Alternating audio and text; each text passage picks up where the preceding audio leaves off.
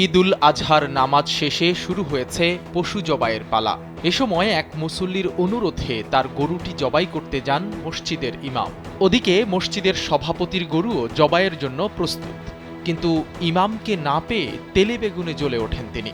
সভাপতির গরু রেখে কেন একজন সাধারণ মুসল্লির গরু আগে জবাই করতে গেলেন, সেজন্য ইমামকে পিটিয়েছেন ওই সভাপতি।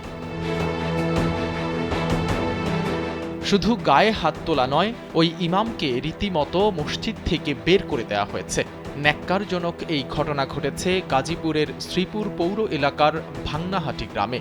সেখানকার বাইতুন নূর জামে মসজিদ পরিচালনা কমিটির সভাপতি কফিল উদ্দিন মারধর করেছেন মসজিদটির ইমাম আবু বকর সিদ্দিককে। তুচ্ছ বিষয় নিয়ে ইমামের গায়ে হাত তোলায় হতবাক হয়েছেন স্থানীয়রা। ওয়ালটন ফ্রিজ কিনে অনেকের মতো আপনিও হয়ে যেতে পারেন মিলেনিয়াল। সেরা পণ্যের সেরা অফার।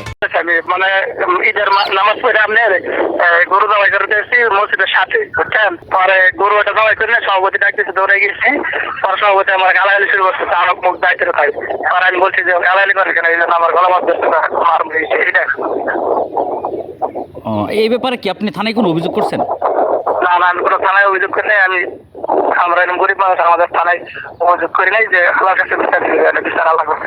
এলাকাবাসী বলছেন, ইদ্রিস নামে যে মুসল্লির গরু জবাই করতে গিয়েছিলেন আবু বকর সিদ্দিক, সভাপতির ফোন পেয়ে সেই গরু জবাই না করেই দৌড়ে চলে আসেন ইমাম। তারপরও উত্তেজিত হয়ে সবার সামনেই আবু বকরকে পেটান মসজিদের সভাপতি কফিল উদ্দিন। এ নিয়ে স্থানীয় কাউন্সিলরের কাছে বিচার দিয়েছেন ওই ইমাম। অন্যায় অপরাধ করলেও তো পবিত্র দিনে, ঈদের দিনে মুসলমান হিসাবে তাকে মাফ করেই দেওয়া উচিত যদি একটা লোক অন্যায় করে, আমার দৃষ্টিকোণ থেকে। তারপরেও তো সে মসজিদের আমাদের ইমাম, আমরা তার পিছনে নামাজ পড়ি। তার সাথে খারাপ বিহেভ করা এটা মোটেও উচিত হয় না, আমার দৃষ্টিকোণ থেকে উচিত হয় নাই। জানা যায়, ইমামের সঙ্গে বাইতুন নূর জামে মসজিদের সভাপতি কফিল উদ্দিনের খারাপ আচরণের ঘটনা আগেও অনেকবার ঘটেছে। তার আচরণে অতিষ্ঠ হয়ে কিছুদিন পর পর ইমামরা চলে যান। মাস দুয়েক আগেও ইমাম চলে যাওয়ায় ৬,০০০ টাকা বেতনে নিয়োগ দেওয়া হয়েছিল আবু বকর সিদ্দিককে। এবার তাকে বিদায় করে দিয়ে নিয়োগ দেওয়া হচ্ছে নতুন ইমাম। সাইদ রহমান, কালবেলা।